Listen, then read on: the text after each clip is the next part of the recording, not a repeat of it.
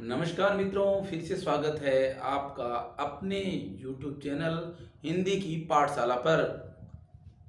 हम हिंदी व्याकरण के या व्याकरणिक कोटियों के जो टॉपिक पढ़ रहे हैं, इसी क्रम में आज जो हम पढ़ेंगे वो हम पढ़ेंगे व्रति। हमने पीछे की कक्षा में एक JLO PSI यानी राजस्थान पुलिस SI के लिए तो ये टॉपिक बड़ा ही इम्पोर्टेंट है, JLO के लिए भी इम्पोर्टेंट है, RJS के लिए भी इम्पोर्टेंट है, अन्य जो कई परीक्षाएं हैं उसमें भी यहाँ से प्रश्न पूछे जाते हैं। और ये जो टॉपिक हैं वो क्लियर नहीं हो पाने की वजह से ज़्यादातर बच्चे जो हैं उनके क्वेश्चन गलत होते हैं। आप इस कक्षा को देख लोगे, इस कक्षा को प्रमुख रूप से पूरे सेशन को आप लोग अटेंड करोगे तो प्रमुख रूप से आपके प्रश्न गलत होने की संभावना न के बराबर रहेगी। कि व्रति या मूड्स होता क्या है? व्रति मूड्स, अंग्रेजी में इसको क्या कहेंगे? मूड्स। प्रमुख रूप से वक्ता अपनी बात कहता है। वक्ता क्या करता है? जो श्रोता है उसको अपनी बात कहता है। उस कहने का जो तरीका है, कहने का जो ढंग है, कहने का जो उद्देश्य है, कहने का जो वक्तव्य है या जो कहने का तरीका मान सकते हैं, उसको हम प्रमुख रूप से क्या कह सकते हैं? व्रति कह सकते हैं। और इस व्रति में सहायक क्रिया, बहुत सारी सहायक क्रियाएं या एक मुख्य क्रिया के साथ बहुत सारी सहायक क्रियाओं का प्रयोग किया जा सकता है। यही प्रमुख रूप से क्या होती है?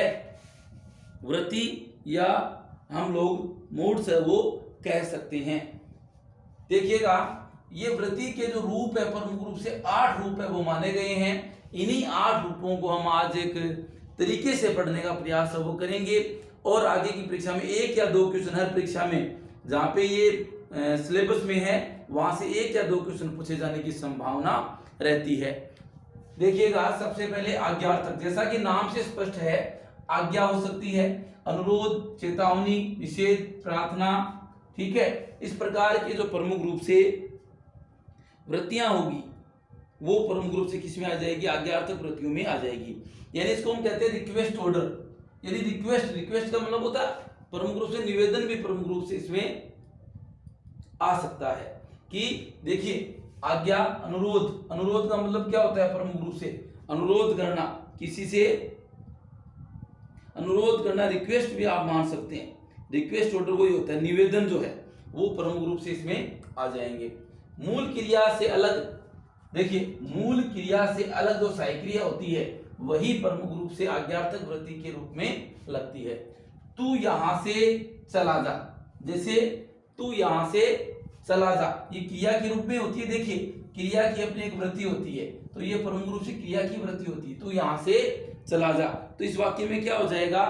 आज्ञा है। जैसे कोई व्यक्ति आपसे कहता है कि तू यहां से चला जा, तो उसकी आज्ञा, अब माने या नहीं माने आगे की बात है, तो ये आज्ञा से क्या कह रहा है? तू यहां से चला जा। मेरा काम अवश्य कर दीजिएगा, ये प्रमुख रूप से क्या है? अनुरोध है कि आप मेरा काम है वो अवश्य कर दीजिएगा। उसी प्रकार जैसे वाक्य जल्दी लौट आइए, वो क्या है? रिक्वेस्ट है। यानी कि प्रमुख रूप से आप लोग प्रार्थना या अनुरोध है उसको माने सकते हो। शाम को मंदिर चले जाना, वो भी क्या हो जाएगा? आज्ञा। शाम को स्कूल चले जाना, 10 बजे स्कूल चले जाना, ये सारा क्या आ जाएगा? आपको आज्ञा में शामिल हो जाएगा।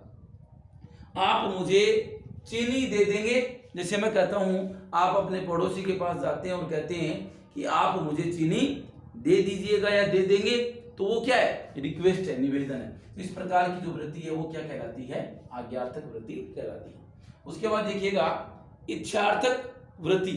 इच्छार्थक में देखिएगा इच्छा आ जाएगी, जो वक्ता बोलने वाला होता है उसकी इच्छा आ जाएगी, वो आशा करता है वो आ जाएगी, वरदान आ जाएगा, शाप भी आ जाएगा। यानी प्रमुख रूप से इच्छार्थक वृत्ति में इसमें वक्ता की इच्छा, आज्ञा, वरदान, शाप आदि का पता है वो चलता है। जैसे भगवान सबका हित करे या भला करे, ठीक है, वो क्या आ जाएगी? प्रमुख रूप से इच्छा है। जैसे मेरी इच्छा है कि भगवान सबका भला करे, तो ये क्या है? मेरी इच्छा है, ठीक है। या मान के चलो आप ऐसा प्रयोग करते हो कि मैं चाहता हूं कि तुम यह काम जल्दी समाप्त कर दो, तो ये भी मेरी क्या है? इच्छा है। इसी प्रकार जैसे एक वाक्य आ जाएगा, बेटे, या मैं कहता हूं भाई तुम्हारी नौकरी जल्दी लग जाए, ये भी क्या है, ये मेरी आशा मान सकते हैं या इच्छा है वो माने सकते हैं। ऐसे दुष्टों का शीघ्र विनाश हो, इसमें क्या आ जाएगा, साफ मान सकते हैं आप उसको कि प्रमुख रूप से ऐसे दुष्टों का विनाश हो जाए। तो जो दुष्ट व्यक्ति है उसके प्रति हमारी गलत भावना है, या प्रमुख रूप से दुष्टों के प्रति जो उनको नष्ट करने की जो भावना है वो प्रमुख रूप से इच्छार्थ वृत्ति में शामिल हो जाएगी। अगला है संभावनार्थक। देखिएगा, संभावना भविष्य में हो सकने की संभावना, यानी कि प्रमुख रूप से संभावनार्थक में क्या हो जाएगा, पॉसिबिलिटी। जिस वृत्ति में किसी क्रिया के भविष्य में हो सकने के बारे में पता चलता है वहां इस वृत्ति को हम लोग मान सकते हैं। संभावनात्मक वृत्ति से वक्ता कार्य प्रारंभ होने की प्रति संभावना, यानी कि इसमें संभावना मानेंगे बस आप। जैसे शायद आज बारिश आए, तो क्या है, वो संभावना ही तो है। आप सफल हो सकते हैं, ये भी क्या है, संभावना है। हो सकता है मुझे रेलगाड़ी नहीं मिले, तो ये भी क्या है, संभावना है। आप सफल हो सकते हैं, ये भी मैंने आपको करवा दिया। मेरा अंदाजा है कि आप सफल हो जाएंगे, ये भी क्या है, संभावना मानेंगे। उसके बाद है सामर्थ्य सूचक वृत्ति। देखिए इसमें क्या होता है, सामर्थ्य, योग्यता और क्षमता को प्रकट करने के लिए प्रमुख रूप से इस वृत्ति का प्रयोग किया जाता है। और इसमें सूचक जो चिन्ह है वो अंतिम वाक्य के अंत में क्या आ जाएगा, सकना, सकता, शक्ति, ये प्रमुख रूप से वाक्य के अंत में मिलेगा। जैसे वह खाना बना सकता है, तो उसका सामर्थ्य है। वह उठ नहीं सकता, वो भी उसका सामर्थ्य नहीं है। तो यानी कि नेगेटिव और पॉजिटिव दोनों बातें इसमें शामिल है, वो हो जाएगी। और प्रमुख रूप से सकना जो सहायक क्रिया है वो संभावना और सामर्थ्य, यानी कि वो प्रमुख रूप से संभावना में भी प्रकट होगी और सामर्थ्य में भी प्रकट की जाएगी। कौन, सकना, ये जो सूचक चिन्ह है वो प्रमुख रूप से, और दोनों वृत्तियों में काम में आ सकती है। इसलिए वाक्य के अर्थ को सतर्कता पूर्वक, यानी कि एक्टिव होकर के आपको पहचानना है कि उसमें सकना आ रहा है या नहीं आ रहा। देखिए इसमें भी आ रहा है, आप सकल हो सकते हैं, ठीक है। तो प्रमुख रूप से इस प्रकार के वाक्यों में आपको वेरी इंटेलिजेंट बन करके एकदम सोच समझ करके उत्तर का चयन है वो करना है। जैसे मैंने कहा मरीज का कल ऑपरेशन हो सकता है, ये क्या है, संभावना है। मरीज अब स्वयं चल सकता है, ये क्या है, उसका सामर्थ्य है। जैसे मैं कहूं कल दौड़ की प्रतियोगिता आयोजित हो सकती है, ये संभावना है। मैं कहता हूं सब कुछ ठीक हो तो कल लड़की दौड़ में भाग ले लेगी, तो उसका क्या है, सामर्थ्य है वो। या लड़की दौड़ में भाग ले लेगी या जीत सकती है, ये उसकी सामर्थ्य शक्ति माने सकते हो। या मैं कहूं कि वह कक्षा में प्रथम आ सकता है, तो वो भी क्या है, संभावना है। वह उसमें कक्षा में प्रथम आ जाएगा, वो उसका क्या है, सामर्थ्य है। यानी दोनों चीजें प्रमुख रूप से आप इसमें शामिल कर सकते हैं। अब हम चलते हैं आगे। देखिए बाध्यता सूचक वृत्ति 5 नंबर पे है, बाध्यता सूचक वृत्ति। देखिए बाध्यता का मतलब क्या होता है कि बाध्यता यानी बाध्य या रुकावट, क्रिया या क्रिया व्यापार में घटित होने के विषय में बाध्यता उत्पन्न होने पर या बाध्यता या रुकावट उत्पन्न होने पर प्रमुख रूप से क्या होगा, बाध्यता मान सकते हैं, मजबूरी भी मान सकते हैं। देखिए जैसे बीमारी में दवा जरूर लेनी चाहिए, यानी कि ये बाध्यता है, मजबूरी है कि व्यक्ति जब बीमार हो जाता है तो उसको दवा लेनी होती है, यह काम तो करना ही है। अब मान लो सपोज करो कि आपको मजबूरी होती है कि ये काम तो मुझे करना ही पड़ेगा। मान लो आपके 50 काम है, उसमें से एक काम ऐसा है कि आपको करना ही पड़ेगा, मान लो, है ना। तो प्रमुख रूप से वहां पे क्या हो जाएगा, आपको बाध्य हो जाओगे और वो काम आप करोगे, तो प्रमुख रूप से यहाँ पे क्या हो जाएगा, बाध्यता सूचक वृत्ति मान ली जाएगी।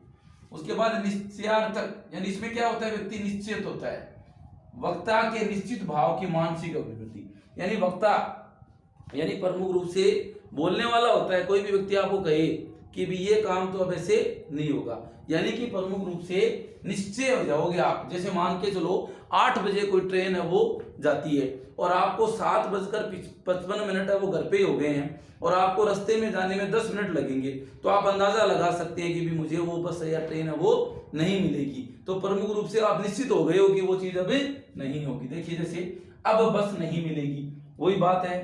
लड़का अच्छा खिलाड़ी है, उसी प्रकार निश्चित हो, मान लो आपने उसका खेल देखा है, मान लो क्रिकेट का खिलाड़ी है और उसका अच्छा खासा आपने खेल देखा है 5, 7, 10 बार और बहुत अच्छे चौके छक्के उड़ाता है, तो प्रमुख रूप से आप क्या हो जाओगे कि वो जो लड़का है निश्चित रूप से क्या है, अच्छा खिलाड़ी है। प्रश्नार्थक वृत्ति, इसमें देखो क्या हो जाएगा, कोई दिक्कत नहीं आएगी इसमें, यानी कि मन की जिज्ञासा, यानी कि मन की जिज्ञासा उसको शांत करने के लिए जो क्वेश्चन किए जाएंगे वो परम रूप से ऐसे होंगे, जैसे क्या है, कैसे है, कब है। वो देखिए, इस बार भी गर्मी पड़ेगी क्या? अब देखो क्या आ गया, ठीक है, प्रश्नार्थक। यानी कि ये परम रूप से मान लो हर साल गर्मी पड़ती है और मैं इस बार भी पूछता हूँ कि इस बार भी गर्मी पड़ेगी क्या, तो मेरी जिज्ञासा है कि पड़ेगी या नहीं पड़ेगी। आपका जन्मदिन कब है? मान लो मैं कहता हूं कि आपका जन्मदिन कब है और आप बताते हो, मुझे भी जिज्ञासा तो है ही, मुझे तभी तो मैं पूछ रहा हूं कि आपका जन्मदिन है वो कब है। या मान लो मैं कहता हूं कि कोई बिल्डिंग का या दीवार का काम चल रहा है, इस दीवार को कितना समय और लगेगा, तो प्रमुख रूप से वो भी क्या है, आपका प्रश्नार्थक है। उसके बाद देखो संकेतार्थक वृत्ति, दो क्रियाएं होती है प्रमुख रूप से। इसमें क्या होता है संकेतार्थक में, इसमें कुछ वाक्यों में दो क्रियाएं होती है तथा दोनों में ही कार्य कारण का संबंध होता है, यानी कि दोनों आपस में जुड़े हुए होते हैं, ठीक है। ऐसे वाक्यों में संकेतार्थक वृत्ति मानी जाती है। देखो छुट्टी होती तो, अब देखो होती होना और घूमना और चलना हो गई ना, ये क्रियाएं, दो से अधिक क्रियाएं हो जाएगी।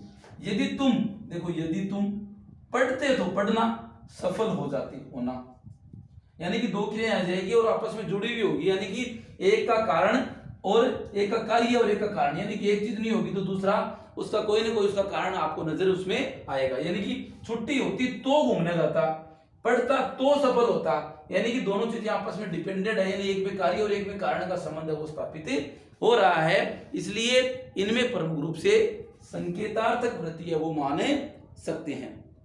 इसमें प्रमुख रूप से जो बारिश वाले और जो मैंने बताया गर्मी वाले, इसमें कोई दिक्कत नहीं होगी आपको। यदि आपने ढंग से वीडियो देख लिया है तो एक बार और देखिए, आप वीडियो को स्किप नहीं करना है आपको, तो आप निश्चित रूप से मैं गारंटी के साथ कह सकता हूं कि जो वृत्ति या जो मूड्स है उसको आप आराम से सीख जाओगे।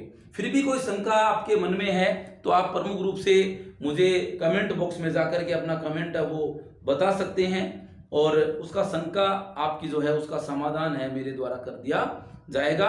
और यदि आपको वीडियो अच्छा लगा हो तो लाइक करें, अपने दोस्तों के साथ शेयर करें ताकि उनको भी उस चीज का लाभ है वो मिल सके।